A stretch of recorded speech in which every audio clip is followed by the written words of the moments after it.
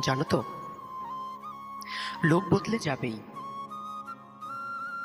মানুষের কাজই তাই। যখন তার প্রয়োজন হবে, যখন তার দরকার হবে, সে তোমার সাথে এসে সম্পর্ক তৈরি করবে। যখন তার উপকার হবে না, কিংবা তুমি তার কোনো প্রয়োজনে লাগবে না, তুমি দেখো পিছনে গিয়ে তোমার নামে অনেক বাজে কথাই তারা বলবে, এবং তোমার এতদিন করা উপকারগুলোকে তারা ভুলে যাবে। এটাই যে মানুষের ধর্ম। তোমার সামনে ভালো অভিনয় করলেও কিন্তু পিছনে গিয়ে তারা তোমায় বদনাম করবে,